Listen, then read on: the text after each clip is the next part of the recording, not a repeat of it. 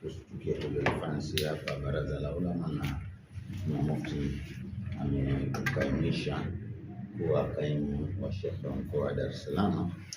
Kitu ambacho napenda nikiseme hapa, mwanzo huu umeingia vizuri kwa sababu naamini kuna kampeni yoyote uliyofanya ulipata nafasi hii.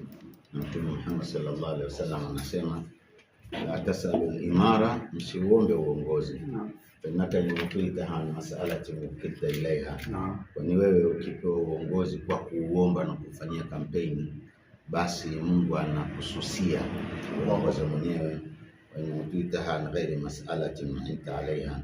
Na kama utapewa uongozi bila ya kuomba wala kufanyia kampeni, basi Mungu atakusaidia. Taomba Mungu akusaidie, kwa sababu naamini hapakuwa na lolote la kampeni. Lakini lingine kubwa ambalo napenda tulishike, wengine watataka wafurahi, ushangilie, lakini dini inaposema haisemi hivyo. Dini inasema kwamba man uliya alqadha faqad dhubiha bighairi sakini, mwenye kupewa uongozi kachinjwa bila kisu.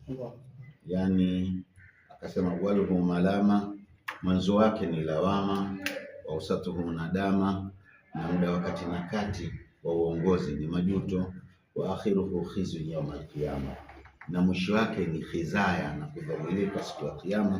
Kwa sababu chochote utakachokifanya katika uongozi wako utakikuta siku ya kiyama. Wewe tukuombe ushikamane sana na Mungu, na Mungu akusaidie, mbembeleze mpaka yeye mwenyewe aone kwamba unambembeleza. Usije ukaona kwamba ninaweza. Muombe sana kusaidia, wa matashauna ila insha Allah, wallahu khalaqakum ma ta'malun. Mungu akuumbeni na yale mnayoyafanya. Kwa hiyo muombe Mungu akushike mkono katika hili. Sisi tumetarajia kwako kheri, Mheshimiwa Mufti katarajia kwako kheri, basi muombe Mungu uwe katika misingi ile aliyokutarajia kiongozi wetu mkuu Mufti. Sina zaidi la kusema ila kuombea kila la kheri kwa wadhifa mpya. Ni kwamba ukiwa kiongozi una mama wewe, una sababu ya kupanda sana, kwa sababu imetajwa kwamba viongozi walikuwa wema, waadilifu, watakaa katika viti vya thamani, malele na karibu kuumeni kwa arsha ya Mwenyezi Mungu, kwa sababu ya uadilifu na kazi nzuri watakayofanya. Kubwa sisi viongozi wako tupo, na tuna ujumbe ambao tutakupa kwenye barua yako ambao hatuhitaji katika watu hapa. Chukua ushauri, una wazazi, una viumbe, una wakubwa zako waliokutangulia. Kwa hiyo kuwa mwingi wa kushauriana nao, hutopotea, na kuombea kila la kheri katika nafasi yako ya uongozi. Nashukuru sana Sheikh. Kwanza ndugu waandishi wa habari, mfahamu kwa Sheikh Hassan Chizenga kwanza alinisomesha, kwanza mlifahamu, yani alikuwa ni mwalimu wangu ambaye alinisomesha. Alhamdulillah, Mwenyezi Mungu ambariki sana Sheikh.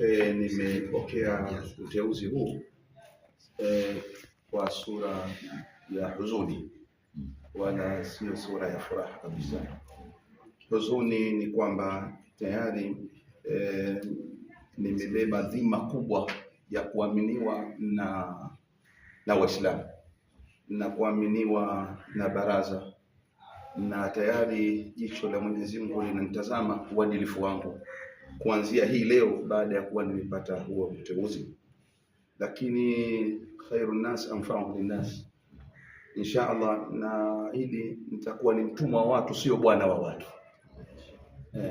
Kwa sababu nafasi yote ya uongozi tayari sio kwamba mabega yawe juu. Mwenyezi Mungu anijalie ya Rabbi niweze kuwatumikia watu wa jamii zote, na huu ndio uadilifu, na kidogo nafasi ya uongozi iko hivyo.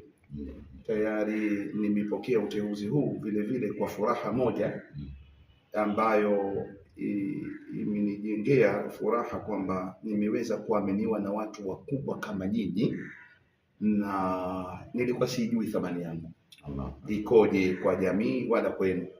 Nilikuwa ninakuja nalitumikia baraza, mtumisha baraza, nakuja kwenu, lakini sikujua thamani yangu kama ina value kiasi hicho kwenu nyinyi.